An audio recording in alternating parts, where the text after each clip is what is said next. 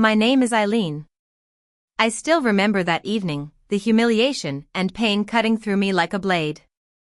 I had just returned home from the hospital, a fresh surgical wound throbbing beneath my sweater, a white discharge folder clutched tightly to my chest. Every step from the driveway to the front door felt like a battle, each movement sending a sharp jolt through my abdomen. But I forced myself to stand straight, knowing full well that inside that house, there would be no sympathy waiting for me. As the doors swung open, my mother, Mrs.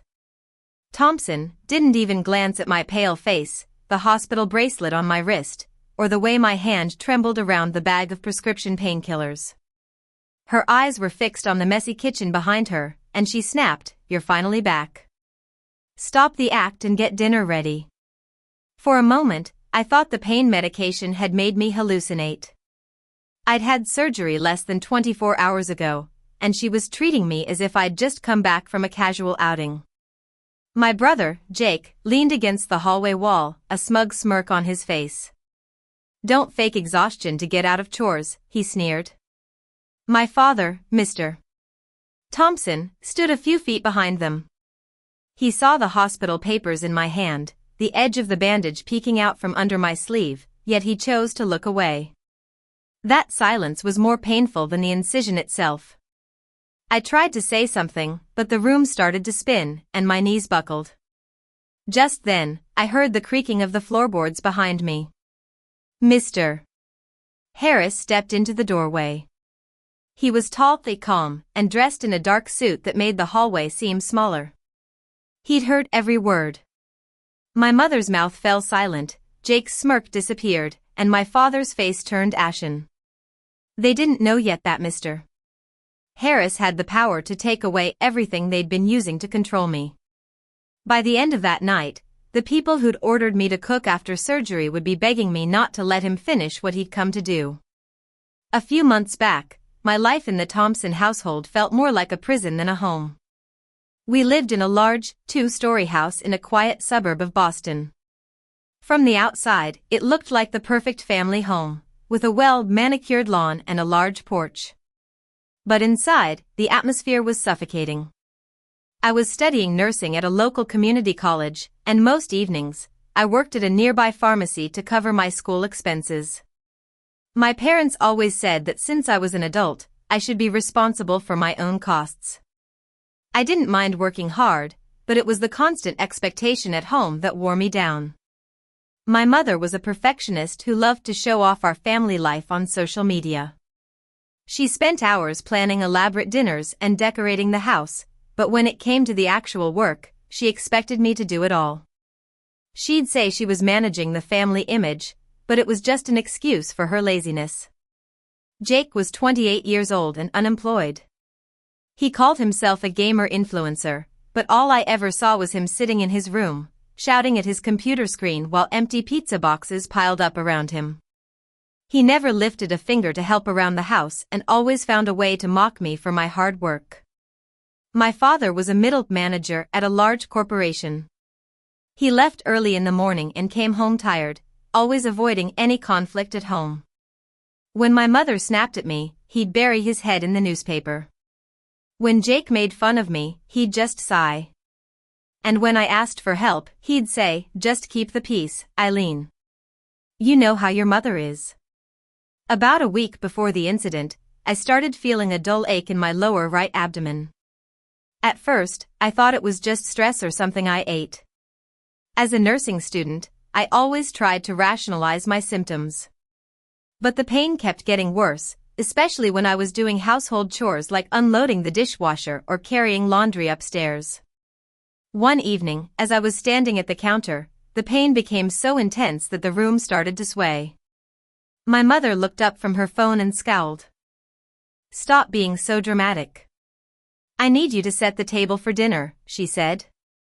Jake walked by, saw me doubled over, and laughed. "She's probably faking it to get out of work," he said. My father, sitting at the table reading the paper, didn't even look up. That night, I burned the dinner because I had to sit down on the floor to deal with the stabbing pain. My mother was furious. "You can't even do one simple thing right. Now we'll all have to go hungry, she said.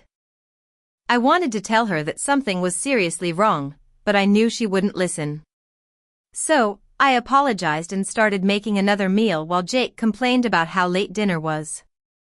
The next day, the pain became unbearable. I could barely stand up straight. But my mother had other plans. She was hosting a dinner party for her friends and left me a long list of chores to do. No excuses, she wrote at the bottom of the list. I tried to do as she asked, but halfway through taking out the trash, my knees gave out. I called my mother first, but she didn't answer. I called my father, and it went to voicemail. Jake ignored my call and sent me a laughing emoji in response to my text asking for help.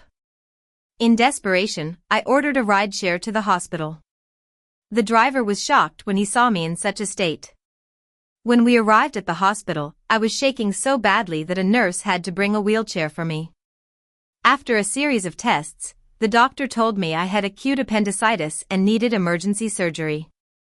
I was terrified, but I signed the consent forms with a trembling hand. Before they took my phone away, I texted my mother, "I'm at the hospital. They're taking me into surgery. Please tell Dad." Her reply was cold. "Stop being so dramatic. We'll talk when you get home." Jake added, "Who's going to clean the house now?" My father's response was just 3 words, "Listen to doctors." When I woke up in the recovery room, I was in a lot of pain. A nurse told me the surgery had gone well, but I needed to rest and avoid any heavy lifting. She asked who would be picking me up, and I had no answer. My phone sat on the table beside me, silent except for a few more messages from my mother, telling me not to milk the situation and reminding me about the guests coming over the weekend. The next morning, my friend Lily arrived at the hospital with a bag of soup and a change of clothes. She was the only one who'd noticed that I'd been looking tired and unwell. When she saw me in the hospital bed, her face filled with anger. Just then, my phone rang. It was my mother. I didn't want to answer, but Lily saw the fear in my eyes and picked up the phone, putting it on speaker. My mother's voice filled the room. "Are you awake yet? I need to know when you're coming home because the house is a mess and Jake has nothing clean to wear." Lily looked at me as if she'd been slapped. I whispered, "Mom, I just had surgery. I can't clean right now."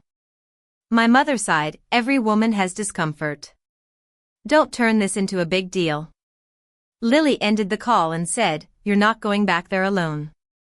I tried to defend my family, saying they were stressed, but Lily wouldn't have it. She asked me if there was anyone outside the family who would believe me. That's when I thought of Mr. Harris. Mr. Harris was an old family friend. He'd been close to my grandmother, and after she passed away, he became the trustee of a family trust that helped pay for our house and some of our expenses. He was a successful investor and a former lawyer, a man who commanded respect. Lily held out my phone. "Maybe it's time to call him." My hands were shaking so much that she had to dial the number for me. Mr. Harris answered on the 4th ring. When he heard my weak voice, he immediately became alert.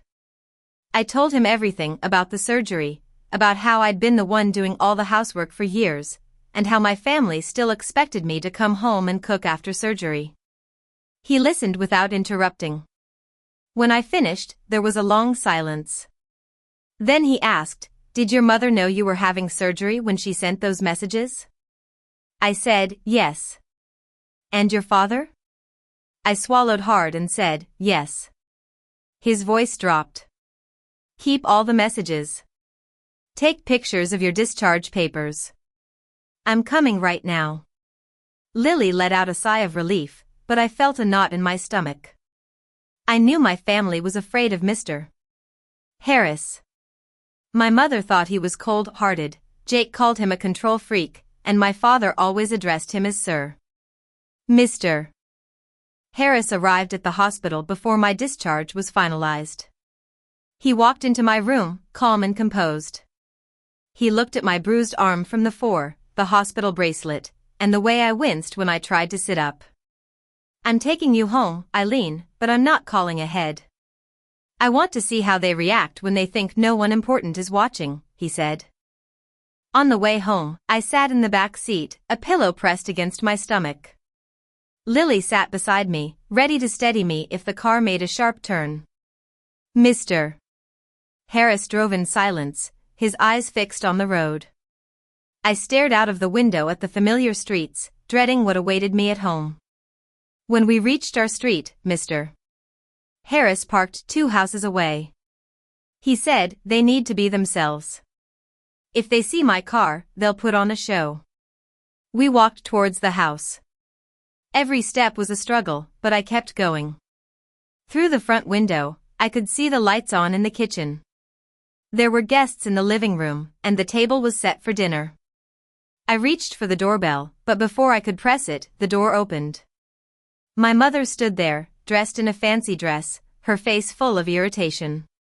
She looked past me, probably expecting groceries. Then her eyes fell on the folder in my hand. For a brief moment, I thought she might show some concern, but instead, she said, "You're finally back. Stop pretending and get to work." Jake appeared behind her, holding a game controller. "Don't act like you're so tired. We all know you like the attention," he said.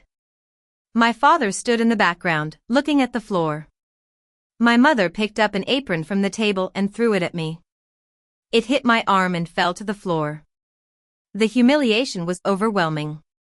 I felt dizzy, and my knees started to give way. Just then, Mr. Harris stepped into the doorway. He walked into the house with a calm determination. The laughter in the living room stopped as people noticed him. My mother froze, Jake's smirk disappeared, and my father turned pale. Mr. Harris looked at the apron on the floor, then at my mother, and then at Jake. "Did you just order a woman who had surgery this afternoon to cook for you?" he asked in a low voice. No one answered. My mother opened her mouth, but no sound came out. Jake lowered his controller, and my father stood up straight, looking like a man caught in the act. Mr. Harris stepped further into the house and closed the door behind him. He turned to the guests in the living room and said, "This dinner is cancelled." Then he looked at my family. "Sit down. We're going to talk about what's been going on in this house." My mother tried to regain her composure. "Mr. Harris, this is a private family matter," she said. Mr. Harris's eyes didn't move from her face. "Not anymore, Mrs. Thompson. This house, your cars, and most of your bills are paid through a Trust One control." The color drained from my mother's face. Jake looked at my father for help, but my father just stared at the floor. Mr. Harris connected his phone to the TV and opened a file labeled Household Trust Review. He showed them the messages my mother and Jake had sent me in the hospital, as well as my discharge order. He read the discharge order out loud, emphasizing the need for rest and no heavy lifting. Then he looked at Jake. "Can you explain why you accused your sister of faking exhaustion after knowing she'd had surgery?" Jake's face turned red. "I didn't know it was that serious," he mumbled. Next, Mr. Harris showed the financial records. He opened months of trust disbursements for household expenses and compared them with my mother's credit card charges. There were expensive designer items, luxury spa treatments, and multiple restaurant bills. My mother tried to defend herself. "These were necessary household purchases," she said. Mr. Harris zoomed in on a receipt for a $2,500 chandelier. "Necessary for whose survival, Mrs. Thompson?" he asked. Then he moved on to Jake's records. He showed that the car Jake drove, his phone bill, and his gaming equipment were all paid for by the trust. Jake claimed he was building an online business, but Mr. Harris showed that his bank deposits were minimal compared to the expenses. Jake snapped, "Why are you all acting like Eileen is perfect? She lives here too and should help." I found my voice and said, "Help is when everyone shares the load." You wanted me to do everything. My mother tried to justify her actions. I was trying to raise her to be a responsible woman, she said, tears in her eyes. Mr. Harris stared at her. A woman recovering from surgery needs care, not discipline. Your daughter was in pain, and your first concern was your dinner party. My father finally spoke up. I should have gone to the hospital, he whispered. My mother turned on him.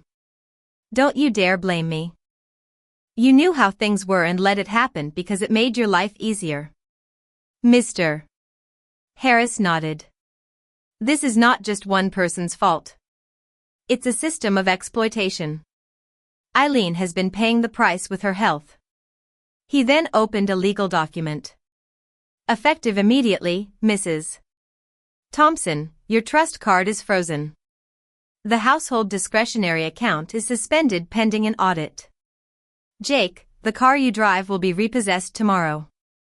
Your phone plan and fuel card will end tonight. Jake jumped up. You can't do this. Mr. Harris looked at him calmly. I already have. Sit down. My mother started to panic. Mr. Harris, please. This will ruin us. Mr. Harris said, what's ruined this family is the way you've treated Eileen. This is just the consequence of your actions. The next morning, the consequences started to unfold. My mother tried to order flowers for the dinner party but was shocked when her card was declined. Jake found two men at the door with paperwork to take away his car. He argued, but there was nothing he could do. My father came to my room that evening. He looked older and more tired. Eileen, I'm sorry, he said. I looked at him and said, I know, but sorry doesn't change what you allowed to happen.